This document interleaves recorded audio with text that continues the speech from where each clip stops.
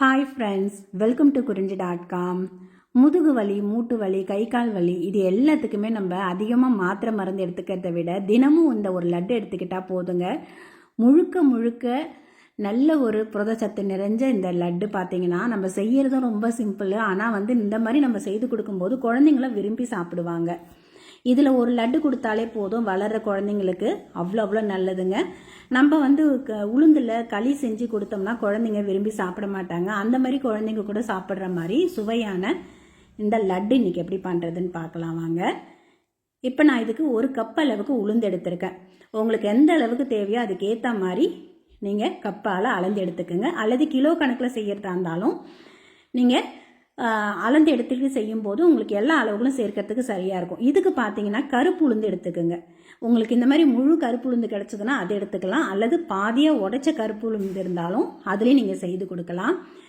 இந்த லட்டு பார்த்தீங்கன்னா நம்ம கருப்பு உளுந்தில் செய்யும்போது தாங்க அதோட பலன் நமக்கு நல்லாயிருக்கும். இப்போ இந்த உளுந்தை வெறும் கடாயில் போட்டு நல்ல வாசனை வரும்.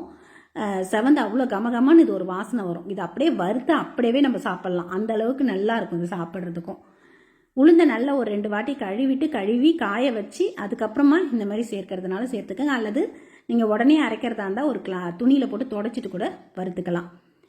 இப்போ உளுந்து நல்லா வறுபட்டு வாசனை வர ஆரம்பித்ததுக்கப்புறம் அதே கப்பால் 1/2 கப் அளவுக்கு பொட்டுக்கடலை சேர்த்துருக்கேன். இது கூட குழந்தைங்களுக்கு கொடுக்கும்போது இன்னும் கொஞ்சம் ஹெல்த்தியாக இருக்கணுன்றதுனால ஒரு 4 முந்திரியும் ஒரு 4-5 பாதாமும் சேர்த்துருக்கேன். இது சேர்க்கணும்னு அவசியம் இல்லைங்க, இது ஆப்ஷனல் தான்.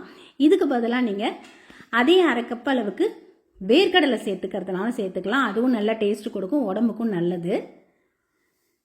முந்திரி அல்லது பாதாம் எது இருந்தாலும் சேர்த்துக்குங்க. இதெல்லாம் சேர்த்துட்டு நல்லா அந்த பொட்டுக்கடலை பாதாம்லாம் ஓரளவுக்கு வறுபட்டதுக்கப்புறம் இதை ஒரு பிளேட்டுக்கு மாற்றி நல்லா ஆற விட்டுடுங்க. இப்போ இது நல்லா சூடு ஆறுனதுக்கு அப்புறமா இதை மிக்ஸி ஜாருக்கு மாற்றிக்கலாம். இது கூட ஒரு 4-5 ஏலக்காயும் சேர்த்துட்டு பவுடர் பண்ணிக்கோங்க. உங்களுக்கு எந்த அளவுக்கு வாசனை தேவையோ அதுக்கேற்ற மாதிரி ஏலக்காய் அளவு சேர்த்துக்கலாம்.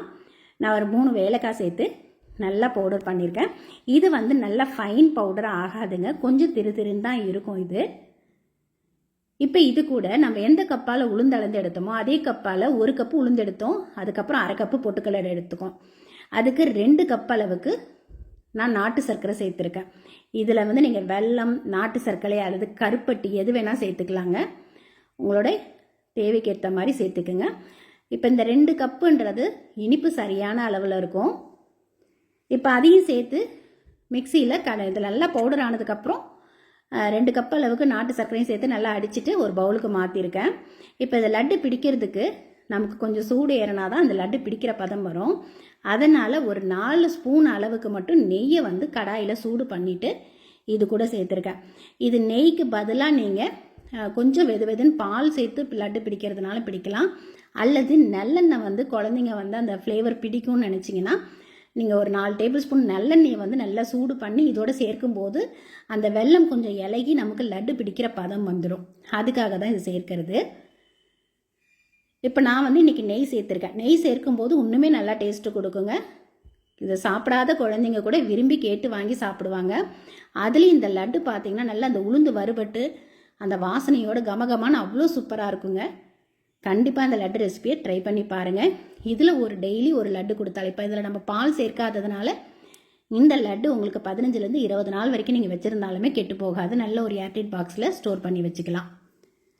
அதே மாதிரி இந்த டைமில் உங்களுக்கு தேவைப்பட்டால் கொஞ்சமாக முந்திரி திராட்சையை நீங்கள் அதே நெய்யில் வறுத்து சேர்த்தாலும் சேர்த்துக்கலாம். நம்ம ஏற்கனவே அரைக்கும் போது சேர்த்ததுனால நான் இன்றைக்கி எதுவுமே சேர்க்கலைங்க. இப்போ நல்ல சூடான எண்ணெயோ அல்லது நெய்யோ விட்டு நல்லா கலந்துட்டு லட்டு பிடிக்கிற பதம் வந்ததுக்கப்புறம் நமக்கு எந்த சைஸில் வேணுமோ அந்த சைஸுக்கு இதை லட்டு பிடிச்சி எடுத்துக்கலாம். இது கொஞ்சம் நல்லா ஆற நமக்கு நல்லா கெட்டிப்பட்டுடுங்க இந்த லட்டு. இப்போ இந்த மாதிரியே நம்ம லட்டு பிடிச்சி எடுத்துக்கலாம்.